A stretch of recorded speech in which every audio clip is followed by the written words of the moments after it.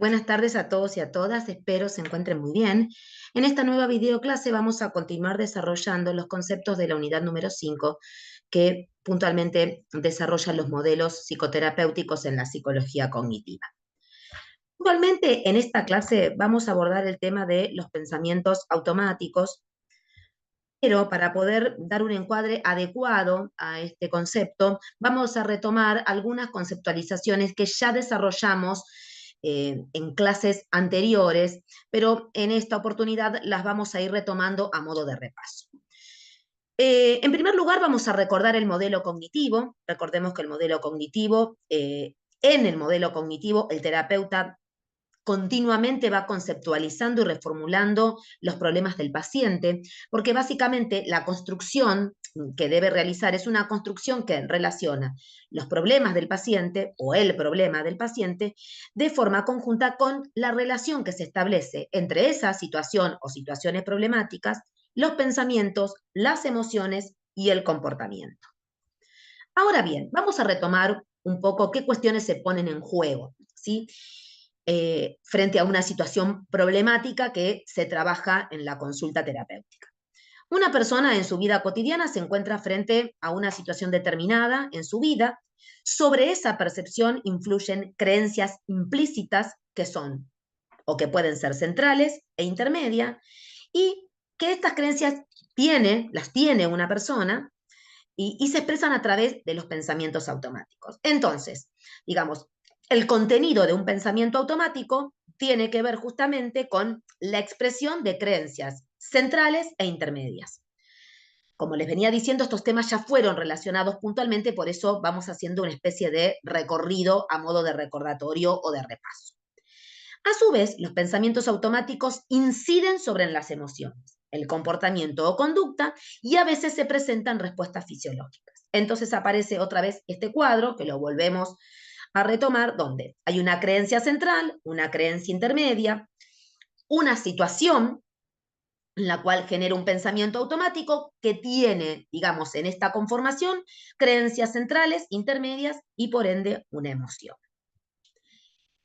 Ahora bien, las creencias centrales son ideas o convicciones fundamentales y profundas, son consideradas por las personas como verdaderas y como absolutas, como tienen como el valor de una verdad absoluta, decíamos, y de alguna manera, siendo, digamos, este valor como verdad absoluta, en ningún momento se cuestiona la valoración o la validez de esta creencia. Las creencias centrales se desarrollan a partir de la infancia y tienen que ver con ideas en referencia a nosotros mismos, a los otros, al mundo, es decir, a nuestro contexto y a las personas que forman parte de nuestro contexto.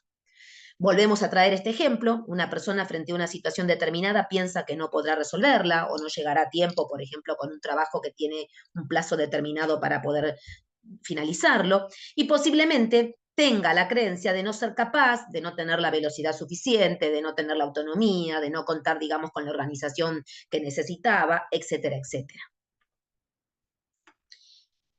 Las actitudes, las reglas y las presunciones son una clase intermedia de creencias, ¿sí? Es una creencia intermedia, podemos decir. Y por supuesto, intervienen y forman parte del contenido de los pensamientos automáticos. Las creencias intermedias influyen en la forma de ver una situación y a su vez esa visión influye en el modo que una persona piensa, siente y se comporta. Aparece nuevamente este cuadro que hacíamos referencia.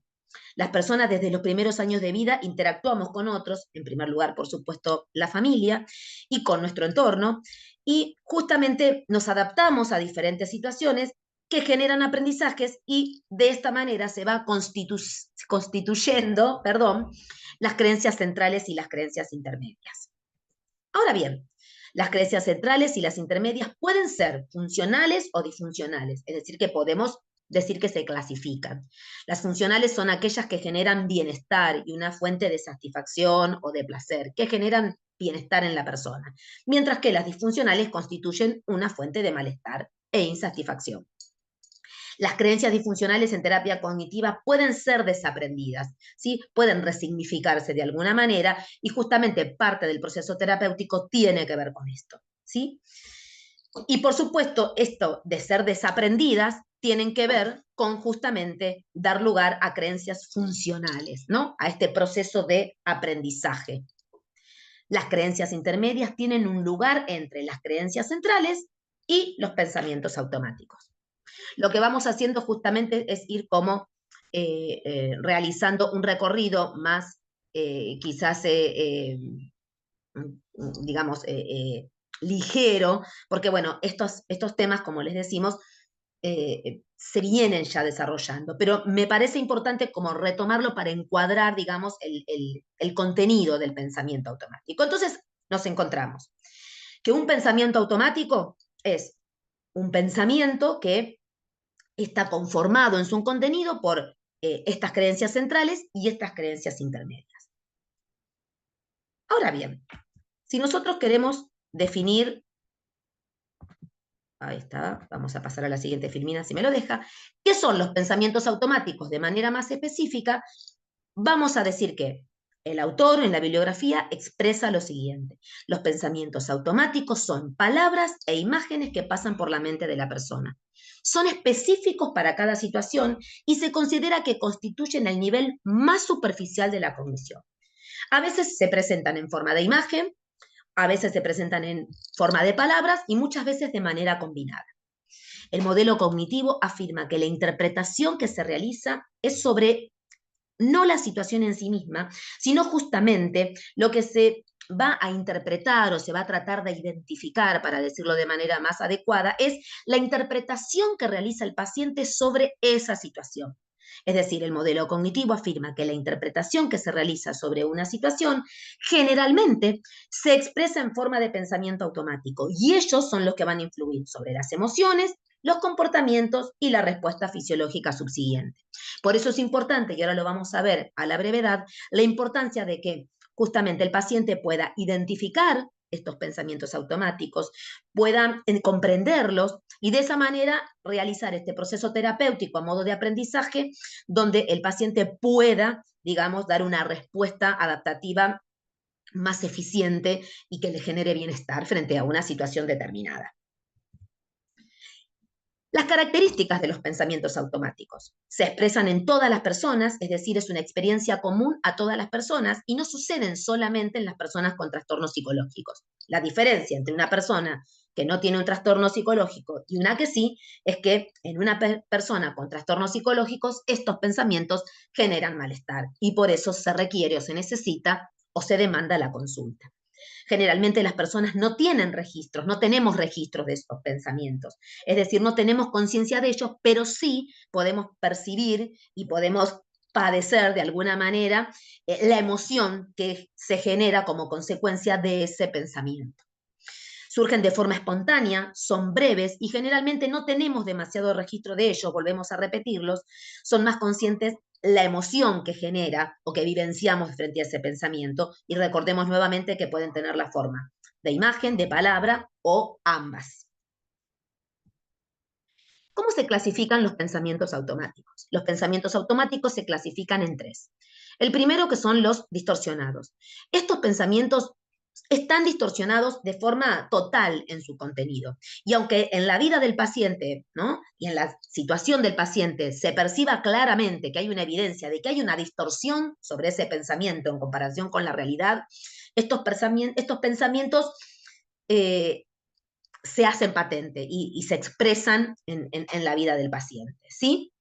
Los adecuados, donde el pensamiento, digamos, es adecuado, pero sobre ese pensamiento se genera una conclusión distorsionada, una conclusión que no es congruente con ese pensamiento.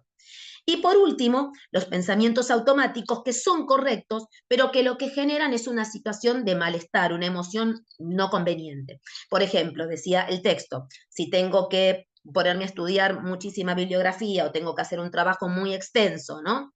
Puntualmente el texto hablaba de estudiar, y me pongo a calcular el tiempo y bueno, me voy a tener que quedar parte de la noche o parte de la madrugada o hasta muy tarde, ese pensamiento es un pensamiento correcto porque justamente coincide con el volumen de trabajo o de bibliografía, pero lo que puede generar es una emoción que es disfuncional a la situación, porque probablemente me pueda desanimar, me pueda sentir agobiado, me pueda angustiar, me pueda enojar, diferentes emociones.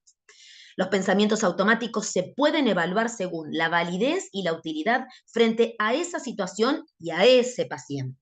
Es allí donde se da esa evaluación y a partir de ahí comienza este proceso terapéutico de aprendizaje donde lo que se necesita es que el paciente pueda identificar ese pensamiento, pueda explicarlo y por ende pueda encontrar una respuesta adaptativa mejor a los efectos de que genere bienestar y no malestar. ¿Sí?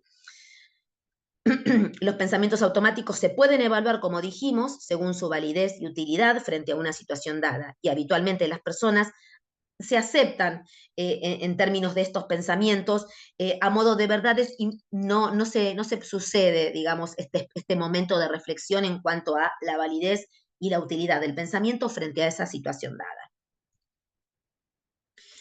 Por último, y para ir cerrando la clase del día de hoy, vamos a retomar nuevamente el modelo cognitivo y si entonces volvemos a decir que en el modelo cognitivo el terapeuta continuamente conceptualiza o reformula los problemas del paciente, porque justamente lo que debe llegar es a comprender la relación entre los pensamientos, las emociones y el comportamiento, luego que sucede, ¿no? esta construcción o esta conceptualización, va a continuar, digamos, este proceso de aprendizaje que tiene que ver justamente con enseñar al paciente a identificar los pensamientos automáticos en determinadas situaciones para que justamente logre poder comprenderlos, los pueda explicar y pueda encontrar una manera adaptativa o una respuesta adaptativa para justamente poder realizar cambios positivos en las emociones y que esa situación de malestar se transforme en una situación de bienestar. Y de esta manera vamos a dar por finalizada la clase, en esta clase que toma puntualmente el tema de los pensamientos automáticos, porque forman parte del eje vertebral, ¿sí?, del modelo cognitivo. Nos estaremos viendo en una siguiente videoclase. Buenas tardes a todos y a todas.